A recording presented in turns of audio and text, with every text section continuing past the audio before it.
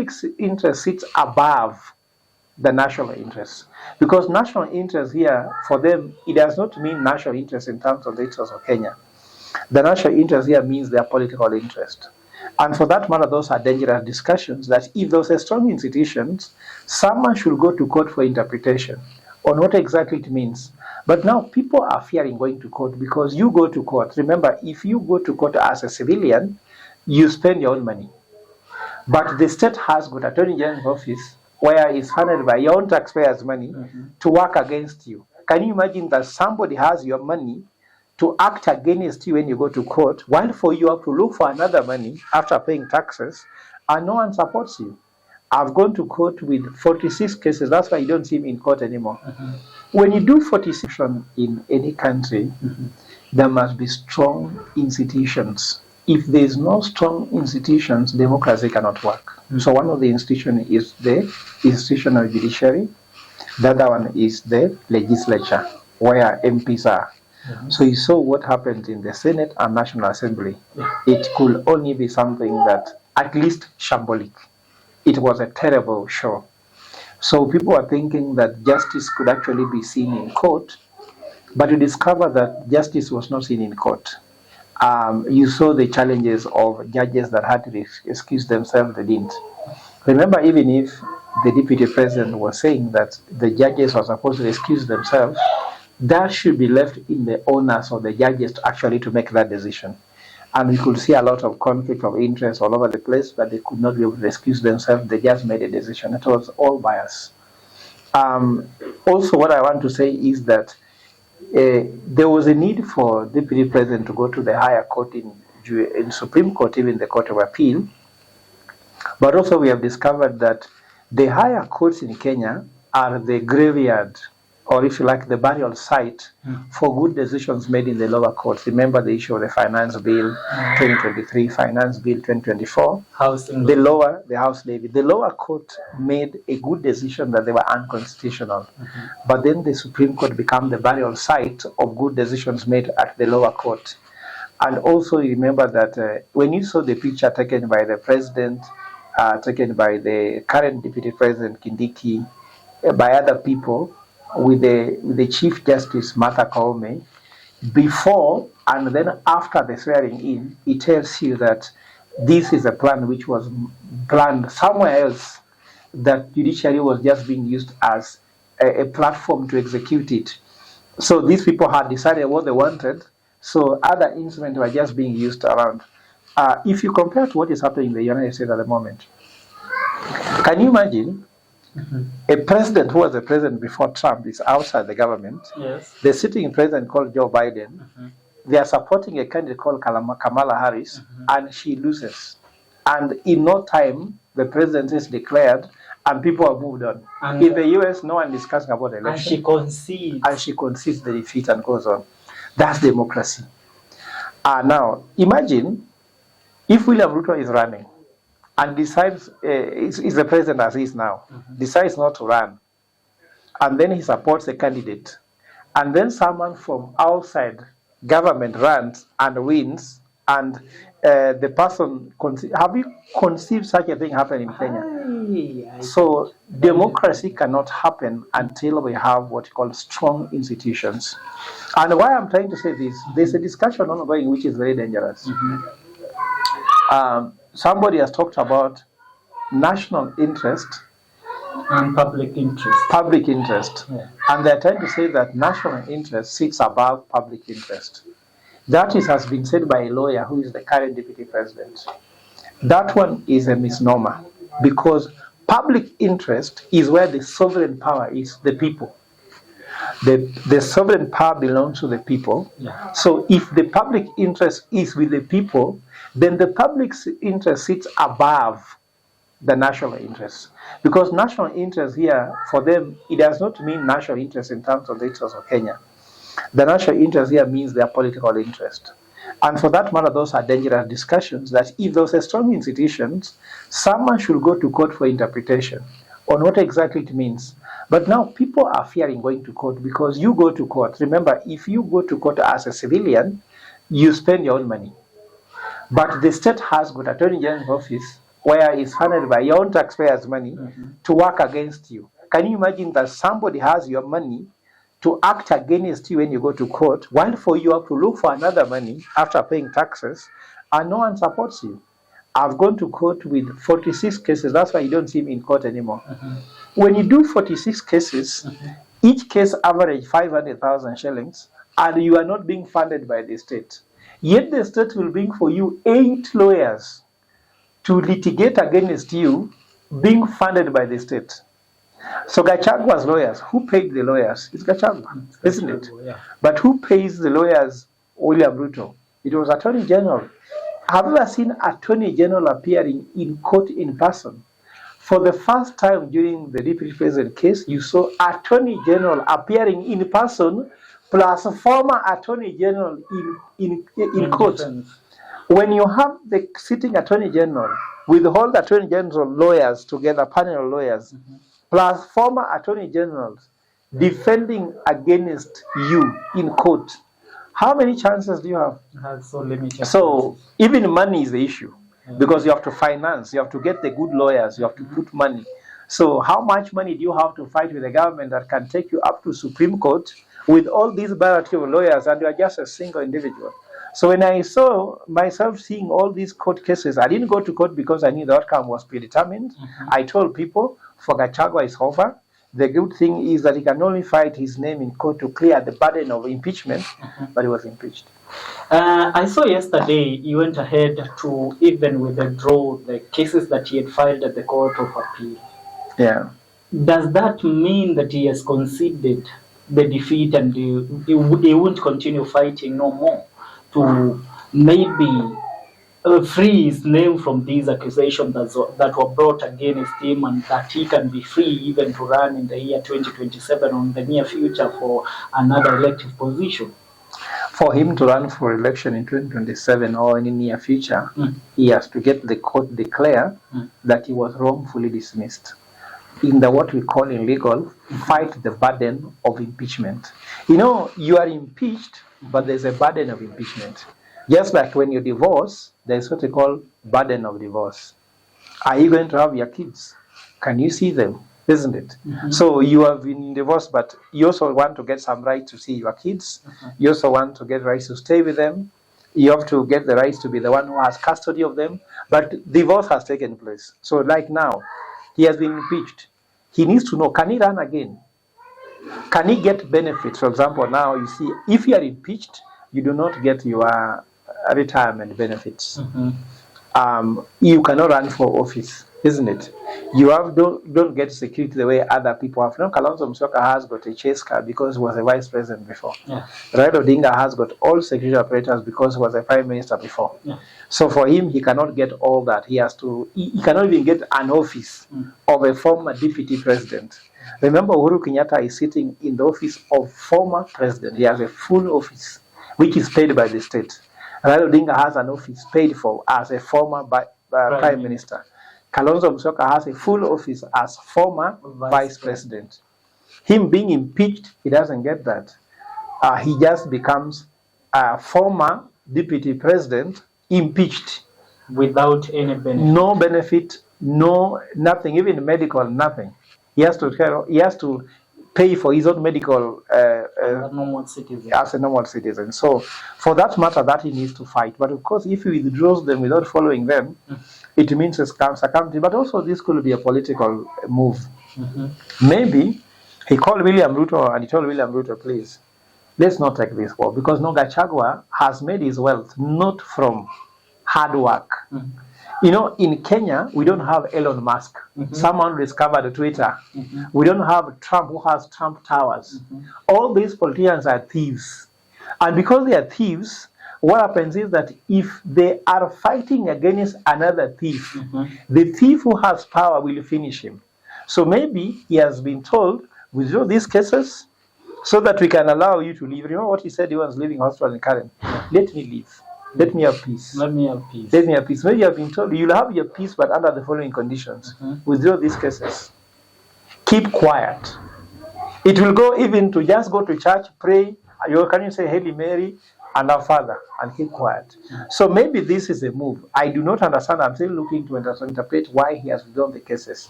But they are going to act in futility, because the most critical case was when he was supposed to either stop Kindiki from being sworn in or not.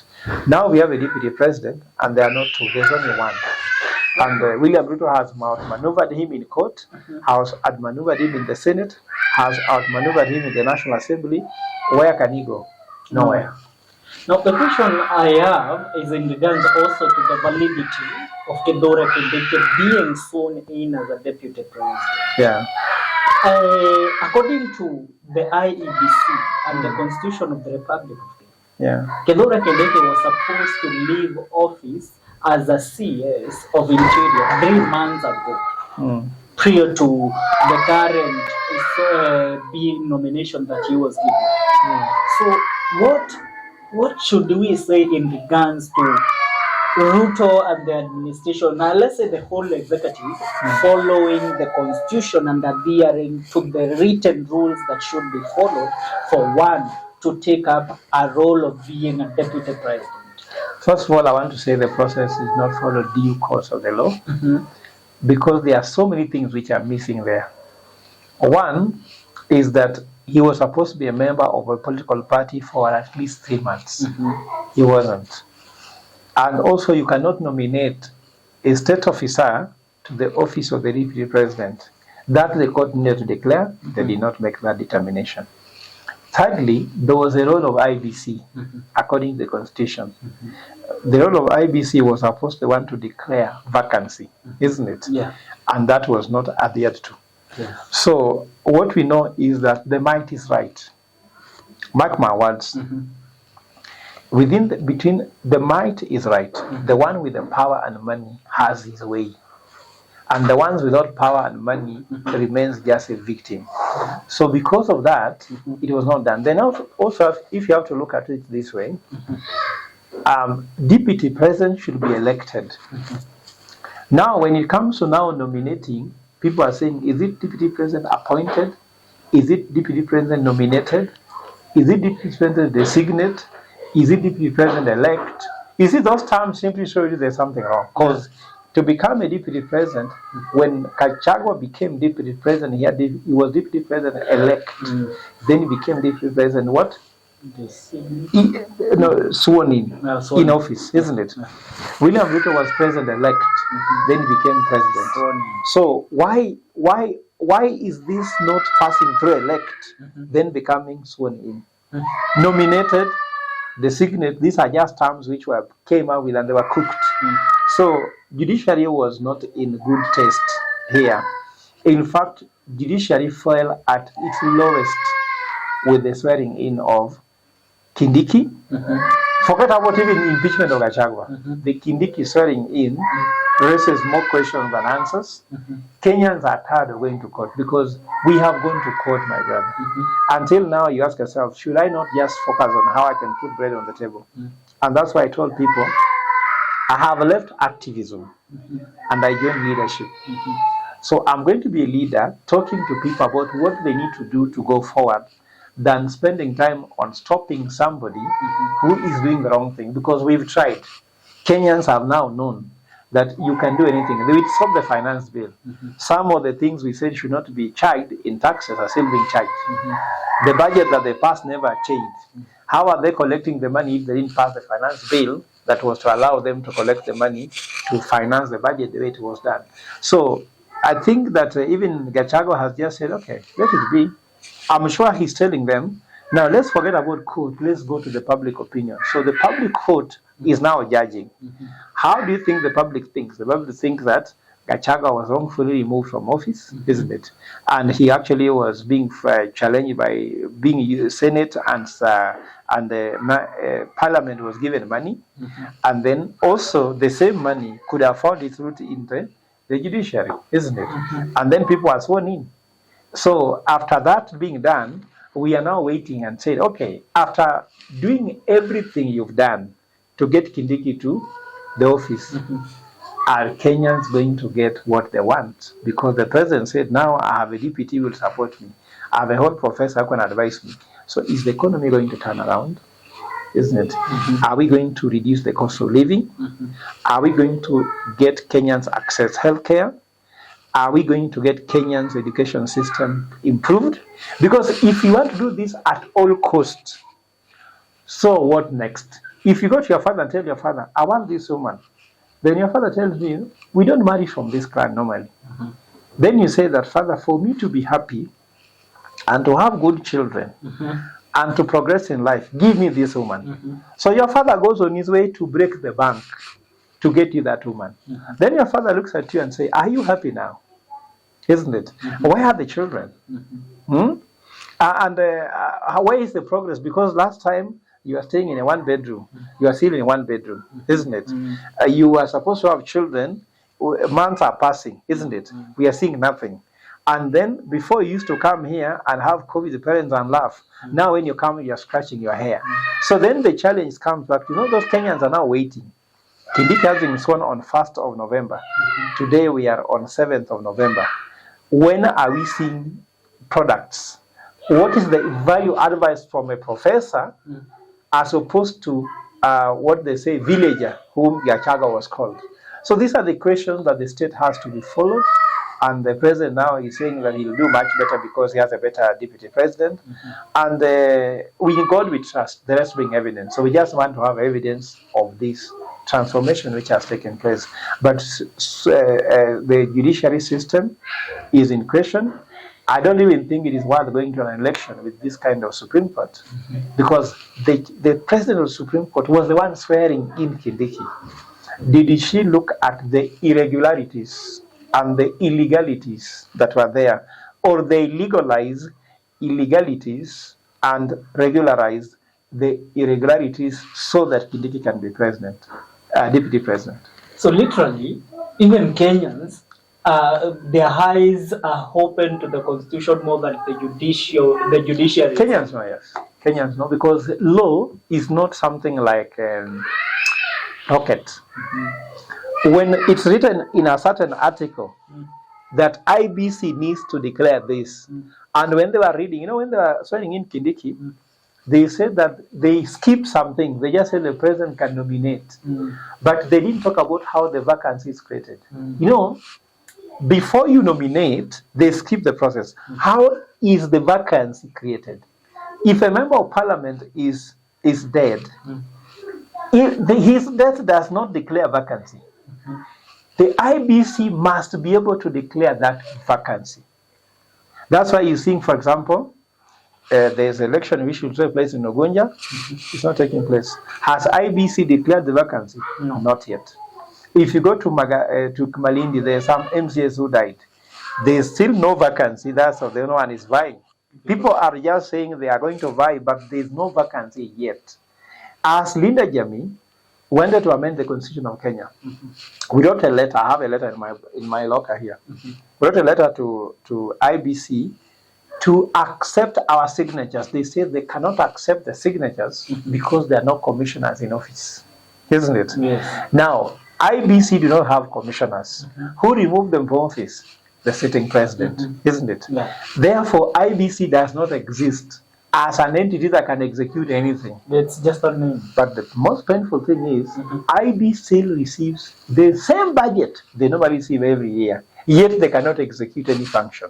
So the question is, how are they consuming the money without their commissioners, but they cannot collect signatures without commissioners? Are you getting my point? Yeah. On this side, we can receive money because we can receive signatures because there's no commissioners.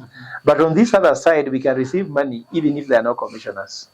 Then we have all these fictitious cases against the select panel from coming into office, but they cannot expedite them with the same speed at which Kindiki was expedited with sworn in. So we are seeing a lot of things here whereby there's a lot of questions and the public is not stupid. And let me tell you what, the fact that these people are poor doesn't mean they are stupid. When you sit with this border, you sit with these women you take for granted on this street. You go to Kawangware, you go to Kibra, you go to Kangemi, you go to Madari, you go to Mudurwa. The wisdom that comes from these people shows they understand what's happening. I just hope that they can use what they understand when it matters.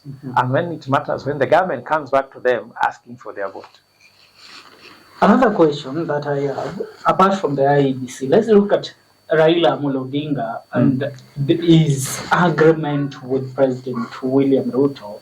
And knowing that today, by the way, Raila Odinga is declaring his AU chairmanship bid at Addis Ababa. Was it today or yesterday? Yeah. Even the president is there right now in Addis Ababa. What is your take? Is there a chance for Raila Odinga winning the AU chairmanship? Or we should wait for him back to the elections of the country again? First of all, let me start by saying that Raila Odinga is legitimately qualified to run for AUC. So besides the agreement, those are just what to enhance his candidature, but that is that he's qualified to do so. The other question which I think you're trying to ask is, at what cost to his own legitimacy, at what cost to his own legacy, at what cost to democracy, at what cost to what his image has been? Those are very difficult questions to answer because it was not foreseen that opposition will become government. Because why was Raila receiving the votes to become the leading opposition? Because there's a role they needed to play to check the government. So who is checking the government?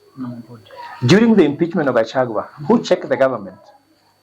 Nobody. During the swearing of Kindiki, who checked the government? Nobody. So when opposition becomes government, and the Azimio continue to receive money from political parties fund, which they should only be receiving by right of being in opposition, is it fair? No. And of course the Gen Z revolution, when Gen Zs came for the president, isn't it? And then Raila Odinga came to support him. Now the president is saying that he is uniting Kenyans. Do you know Kenyans were not invited? In fact, Gen Z revolution showed the unity Kenyans had. There was unity that has never been seen. Did you see anybody on the street saying, "Me, I'm a Luo fighting the government"? Did you see a Kikuyu? Did you see a Kamba? Did you see a Luya? So we killed the unity and actually have now divided Kenya tribally. In fact, Gen Z united Kenyans, but in the aftermath of the Gen Z, we have divided Kenyans by now being the issue of Murima. So Murima came post Gen Z, isn't it? So have they united the country by coming together? No. They have actually divided the country. Because now Luos are saying we are in government. But these are just some Luos who are eating in government. Not all Luos. If you go to the ground, Luos are very poor, suffering there. Even if they are not poor, they are not in government. There's no bank account for Luos. These are individuals who have joined the government with their own individual bank account receiving money. The Kikuyus are now being told that Luos are being told that Kikuyus have always cheated you to support you, they're not supporting you. So this time become Nilots. So we're being told Nilots and the Bantus. These are division, these are not unity. We are tribeless. And I want to emphasize that in Kenya, we don't have very many tribes the way they say. In Kenya, we only have 2 tribes. One tribe is Niwale Wanaiba, the thieves. The other tribe is wenye wanaibiwa. So between wenye wanaibiwa na wenye wanaiba, hiyo ndio tribe mbili. Hata sio rich and poor because Kenyans are not poor. Kenyans have a budget of 4.2 trillion.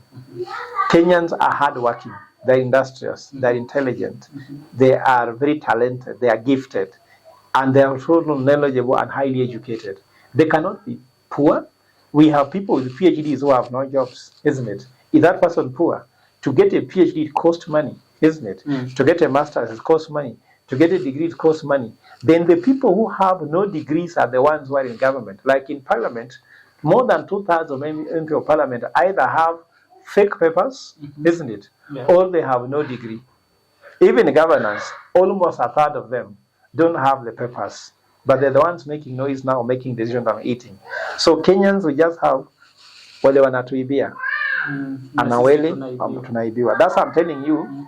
In the next election, let us elect one of us. One of us ni wale wenye wanaibiwa.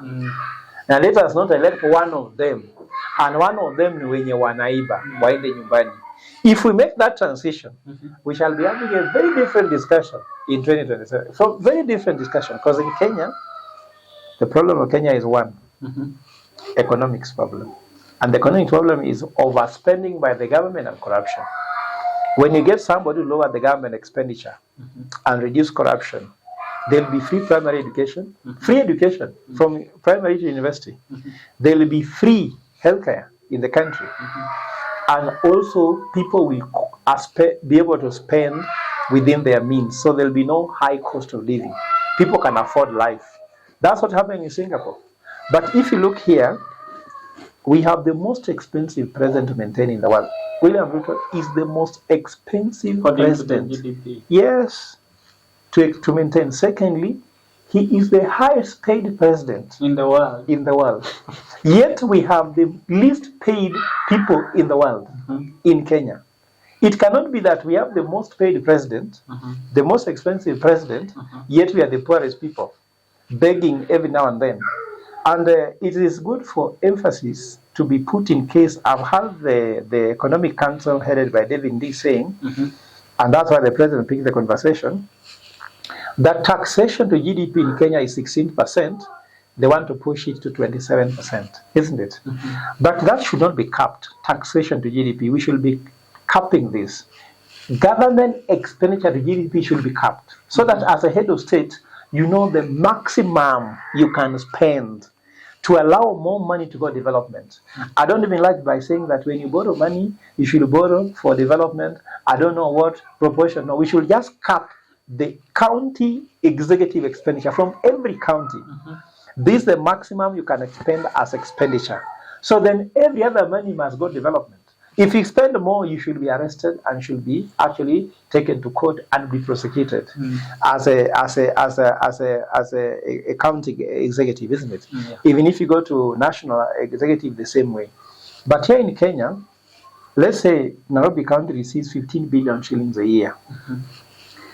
Out of that 15 billion, 82% goes to Sakaja and 42 executives in the county in terms of their expenditure, leaving only 18% to the county assembly, which is now the MCS.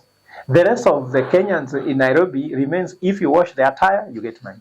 If they eat in your restaurant, you get money. If you are a driver, you get money. It cannot be. We cannot run a county like that. We cannot run a county like that. So you mean that if that is what is happening in Nairobi County, so this is all counties, all counties. So now that's what I'm saying. Any service you get in Nairobi, you pay. Because the allocation, the 15% to the GDP, to the audited revenue they get, that's where the 15 billion comes from.